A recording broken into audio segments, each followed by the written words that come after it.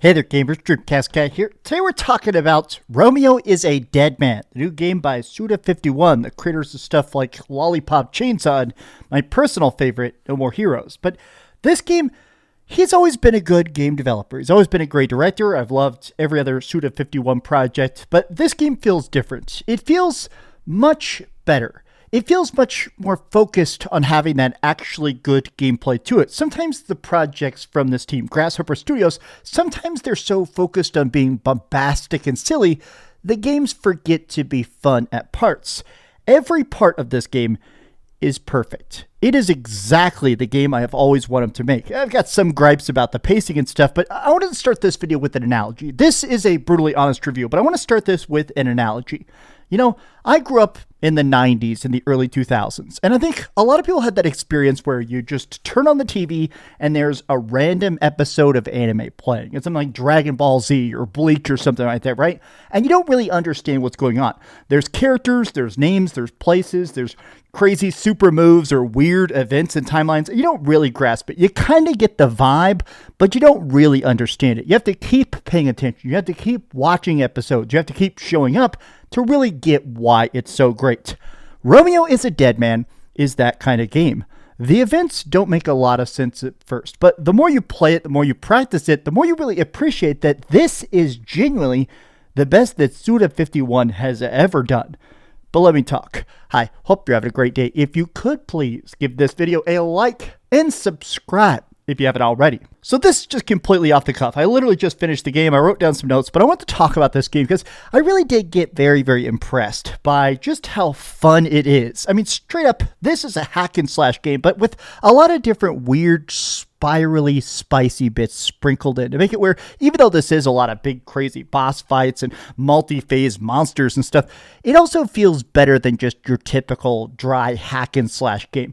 It almost reminds me of like those PlayStation 2 games, you know, where there's like crazy stuff happening, but there's just so much fun, constant power scaling that there's always some like carrot on a stick to keep you going. So what is Romeo as a Dead Man?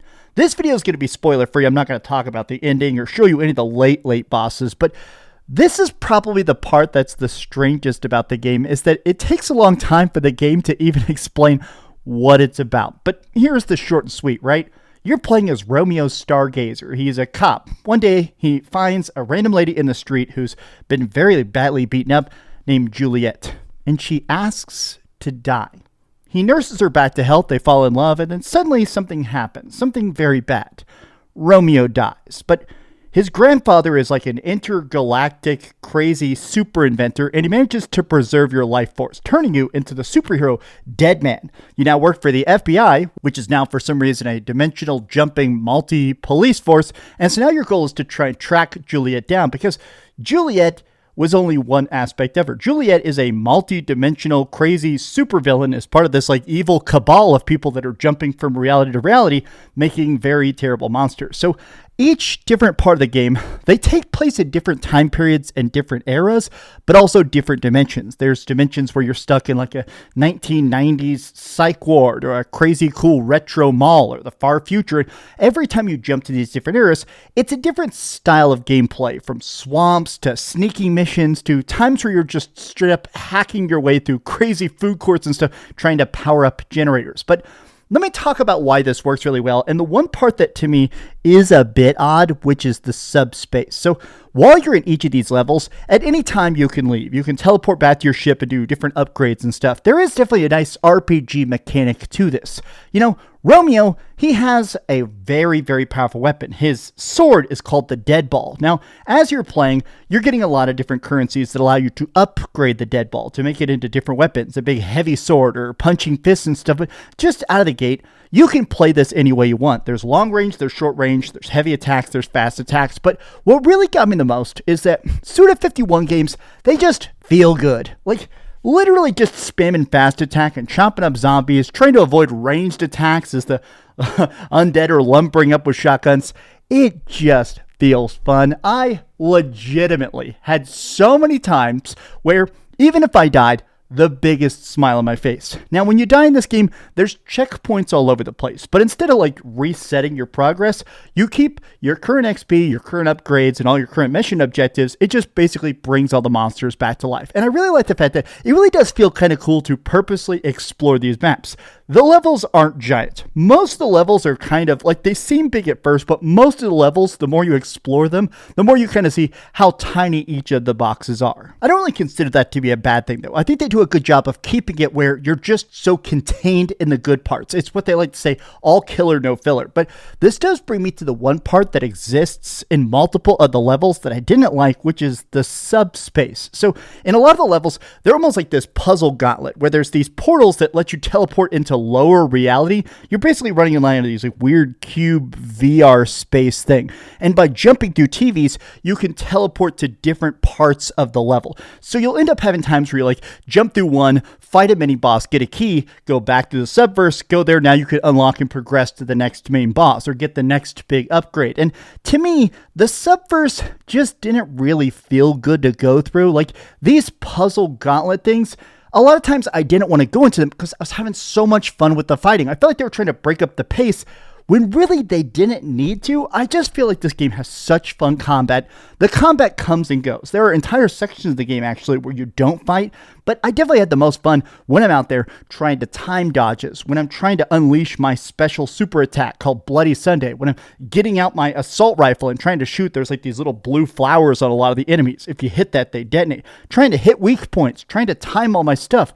I like having that combat so much that when it tried too much to just tap the brakes for a second, it felt unnecessary. I still don't even want to say it's bad. It just made certain levels at times, like when I had to go back through the subverse the third time in a single chapter, I started to go, can I just fast travel through this? Can I just unlock some shortcut and not go back through the subverse? Because the subverse doesn't have any fighting whatsoever. They're just these big puzzle rooms, usually toying with perspective and stuff, which is fine, but not nearly as fun as Romeo with that deadball sword in hand. Now, this game actually has a surprising amount of side content. It's not a ton, but there are actual side quests, there are side objectives, and even side realities. So the way this works is that your interdimensional FBI ship is filled with all sorts of people that want to help you out. They're all very quirky, weird, anime-esque characters. There's a guy made out of lava. There's a person that helps you grow zombie minions that can be unleashed. Your intergalactic grandpa brings like clones of himself from other realities to come and have tea with you. But while you're on the ship, you can choose the chapter you want to go to. You can backtrack and go to early chapters if you want, but you'll also find these side extra dungeons. Now, they all look the same. Each of these ones are a different layout of the same sort of warehouse style map. They'll have different monsters and stuff in it, but these optional upgrades, I really found myself just kind of having fun going down those other paths to get stuff that I didn't really need. I feel like this game is kind of tough, especially the chapter bosses can be pretty hard until you figure out what it wants you to do.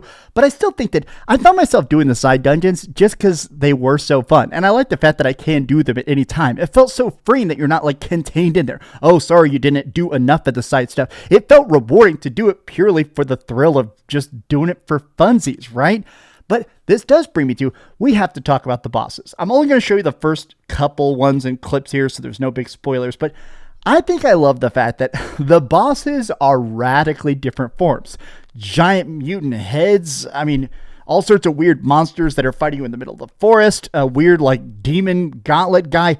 I think the different bosses are so cool because they all play so different. It really does feel like Suda 51 is just constantly trying to come up with the best idea for the game that he wants to play. It really does feel like that in a way. He's there just sitting by your side saying, yeah, get him. And I like that so much about it. All of his games feel that way, but this is the first one where it really feels like there's this perfect sort of like mixing of the combat and of that really, really good gameplay. Just the story and the weirdness all meshing together so freaking well. But that does bring me to the upgrades, which is the one thing I really just don't like about this game at all, if I'm being brutally honest. So we mentioned earlier the different kinds of currency. There's all sorts of different stuff. While you're flying between planets, you can shoot space rocks. Space rocks are a kind of upgrade. Killing people gives you a kind of upgrade. As you explore levels, you find plant parts that let you find a certain kind of upgrade. If you kill optional minions, hey, now you have cooking materials. You can cook to get special upgrades. And I just think that, honestly, a lot of the stuff on the ship, the progression of the character itself, I just didn't really care for. It felt like it was trying to be a little too quirky for my interests, where I do kind of wish there was just like a store, you know? I just buy a better version of the sword. I don't like the fact that I got to like drive through a weird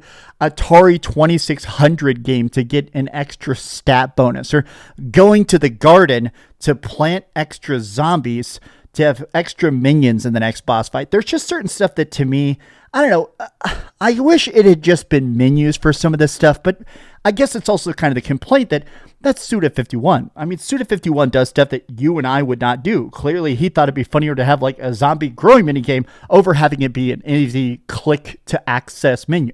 So even though I don't like it, I guess I understand that he likes it. But the thing about this game that I think did kind of get me a bit is that some of the characters, it feels like they're trying to make jokes. There's this repetition to the commentary that I don't quite grasp. Like, there's this one dude who constantly keeps saying something like, every single time, this guy named Kimberly says, Dead Man. Every time he talks to you, the whole game, he pretends to get your name wrong.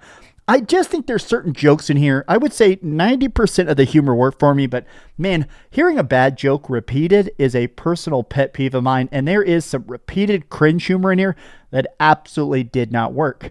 I will say that for the most part, this is not only the best Suda51 game, I loved this game. Maybe other people have a problem with it. Sometimes when I'm playing a game, it's sort of fun for me to like imagine what other reviewers think of it, but this is the kind of game where if you played anything the studio has ever done, this is peak.